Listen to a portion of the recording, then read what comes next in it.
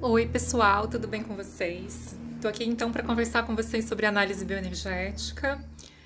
Agradeço o convite, parabenizo aí a professora, o professor responsável, porque eu acho uma iniciativa maravilhosa, necessária e que a gente continue aí cada vez mais com esse tipo de espaço, principalmente dentro dos cursos de graduação, né? Então vou primeiro me apresentar.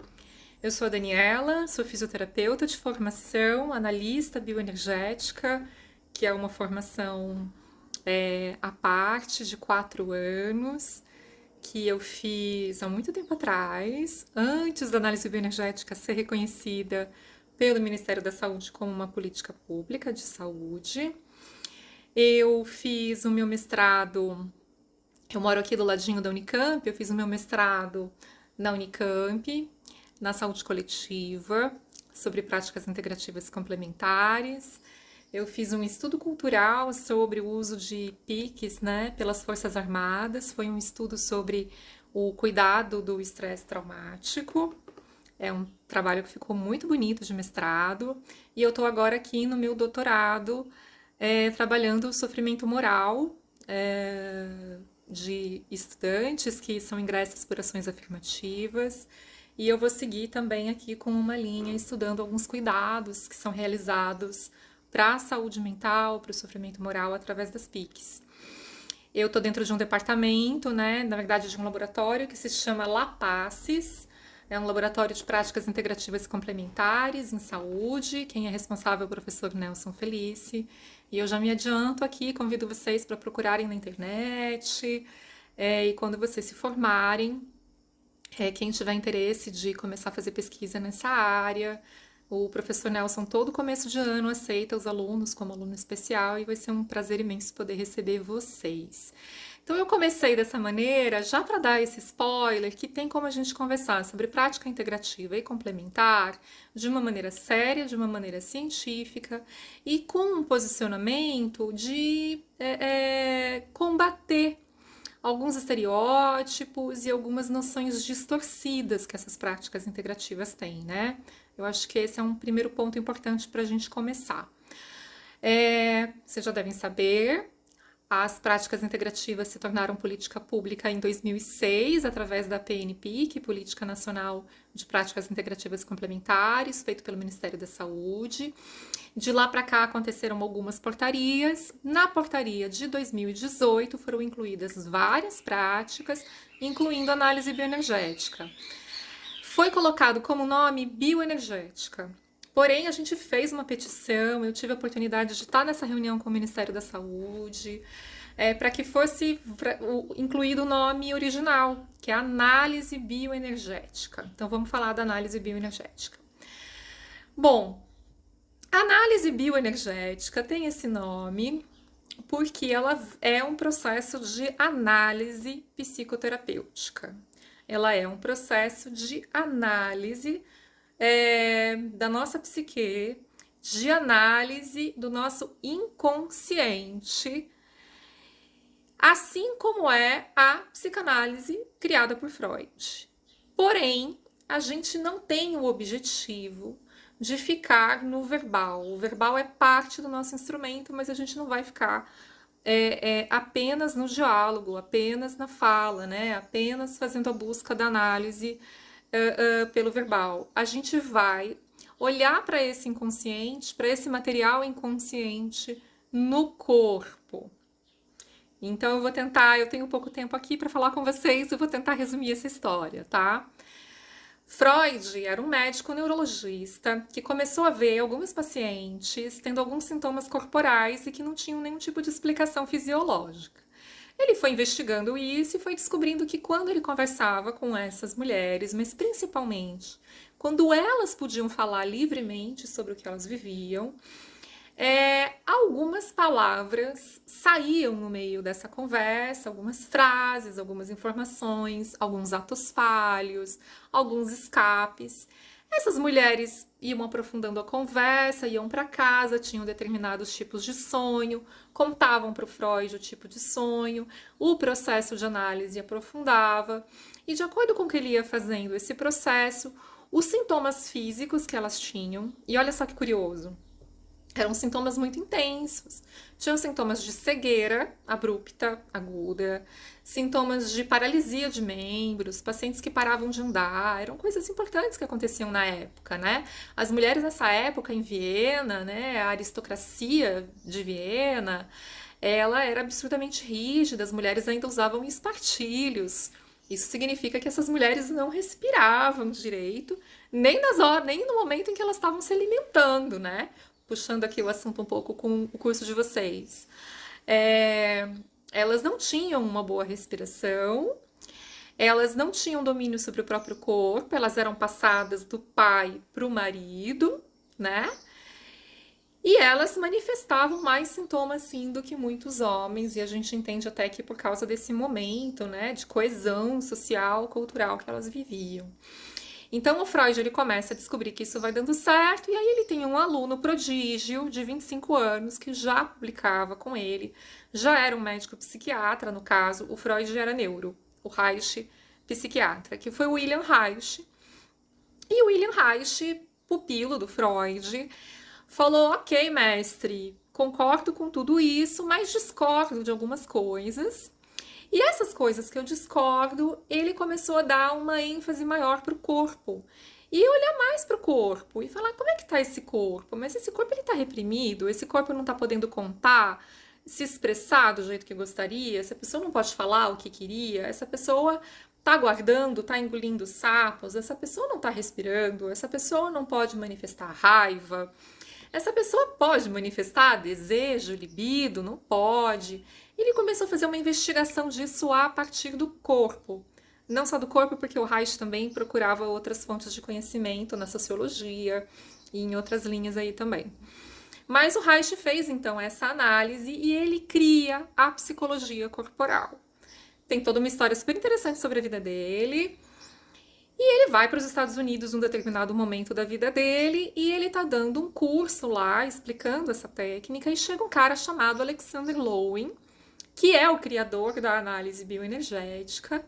O Lowen estuda essa teoria junto com o Reich, ele foi fazer medicina, ele se especializou em saúde mental, em psiquiatria, e o Lowen, ele começa a... Ele fez terapia com Reich durante 3 anos, e ele começa a fazer pequenas mudanças e a estruturar uma outra forma de fazer a leitura emocional do corpo, né? E cria então a análise bioenergética. Então, a análise bioenergética é uma corrente da psicologia corporal.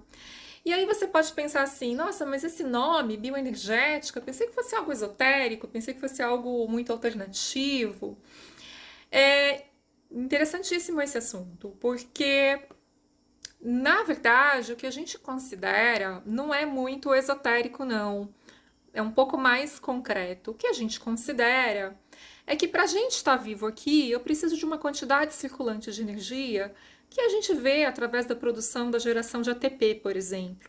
Eu preciso de uma boa respiração, eu preciso de uma boa alimentação, eu preciso que isso seja metabolizado de uma maneira producente para o meu corpo, para que eu cumpra as minhas funções de necessidade básica. Só que enquanto eu faço isso, eu tenho também uma série de outras necessidades de ordem emocional que foram construídos ao longo da vida, principalmente na minha primeira infância. O Freud se dedicou muito a estudar a primeira infância, e é muito interessante para vocês que são nutricionistas irem atrás do que o Freud vai chamar de psicodesenvolvimento infantil. Talvez vocês já tenham tido essa abordagem, mas tem um momento da oralidade em que o Freud se aprofunda mais, o Reich se aprofunda também quando ele relê a teoria psicanalítica, mas o Lowen contribui pela bioenergética de uma maneira lindíssima. Então eles vão estruturar e falar que nós temos 7 couraças musculares. Quem fala das couraças é o Reich, né? Nós temos 7 couraças musculares.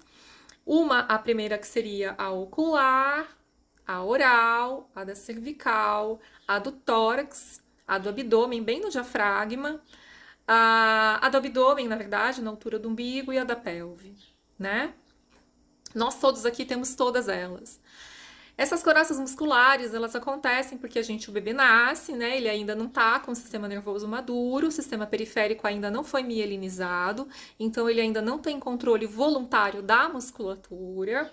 Quando esse processo, quando ele entra no processo de desenvolvimento e ele começa a ter controle dessa musculatura, ele começa a interagir com o ambiente, interagir com o mundo dentro de uma família, dentro de uma cultura, dentro de uma sociedade, dentro de uma igreja, enfim, da vidinha dessa criança. Quando ele está passando pelo processo de maturação muscular, neuromuscular, junto com isso ele está vivendo uma experiência de existência que necessariamente é uma experiência afetiva, né? Então o bebê ele tá ali olhando para aquela mãe, ele ainda não tem a linguagem formada como nós temos, mas ele começa a mamar, começa a estimular principalmente aqui esse anel, nesse processo de sucção, e ele começa a saber que é ele que tem que buscar o alimento para se satisfazer, satisfazer uma necessidade básica, mas para que essa necessidade básica seja satisfeita, é necessário a presença de um adulto, o alimento junto com um adulto e toda a disponibilidade, a ambiência, o afeto, o cuidado, o cheirinho, o som, toda uma série de recursos que esse adulto provê para que esse momento de nutrição seja um momento de fato nutritivo fisicamente e emocionalmente. Então eu já quero trazer para vocês esse conceito de que pra gente o processo de nutrição, ele não é físico, porque não existe nada no corpo que seja só físico. Nós somos uma unidade funcional em que o físico, o emocional, o psíquico, o neurológico, ele é simultâneo o tempo inteiro. Tô aqui conversando com vocês, minhas emoções não estão ausentes do meu corpo. O meu sistema nervoso central está fazendo a minha autorregulação com o meu sistema autônomo, simpático, parasimpático, né? Eu sinto cheiros, sons. Então isso tudo aqui está acontecendo ao mesmo tempo, né? Isso acontece para o corpinho do bebê antes dele ter essa consciência. Então, quanto mais agradável, quentinho, gostosinho for esse momento de mamar, seja do peito, seja da mamadeira, mais essa nutrição emocional e física vai nutrindo e sedimentando a nutrição no próprio corpo. Quanto mais escassa a nutrição afetiva, quanto mais frio esse colo, quanto menos contato ocular ele tem com essa mãe, quanto menos terno e protegido é esse ambiente, mais aquela vivência nutricional que ele está passando naquele momento vai ficando prejudicada, porque vai ficando menos prazerosa, vai ficando menos satisfatória. E a grande palavra para vocês, para mim, nesse sentido da nutrição é satisfação. O quanto que quando você, nutricionista, aluno de nutrição, se alimenta, o quanto que você fica satisfeito. Quais são as coisas que passam pelo teu paladar? É uma satisfação física, é uma satisfação emocional que você está buscando preencher. Você foi buscar esse curso de nutrição porque exatamente na tua vida você considerou tão importante desenvolver esse conhecimento e essa habilidade de cuidar da sua própria nutrição e cuidar da nutrição dos outros. Então, assim, o que na tua história te remeteu a essa conexão com esse tema tão profundo do humano, né? Porque nós vivemos uma grande síndrome, uma grande pandemia de desnutrição em muitos sentidos. E o objetivo do processo terapêutico, o objetivo da análise bioenergética é que isso não continue assim, é que o nosso consultório seja um consultório em que o nosso paciente possa ser visto e que essas dificuldades que ele teve ao longo da vida para se cuidar, para se alimentar, para se nutrir, que chegaram na vida adulta, que ele possa então poder cuidar, poder tratar, poder rever.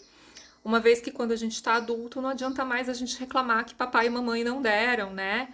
Não adianta a gente falar, poxa, meu pai não estava aqui. De fato, isso é triste. Isso é algo que a gente vai ter que elaborar do ponto psicoterapêutico em profundidade, vivenciar essa dor, esse vazio, vivenciar o abandono. Tô dando um spoiler para vocês de que nutrição, quando a gente estuda, pode ter a ver, não é que tem para todo mundo, pode ter a ver muito com os temas de abandono, tá?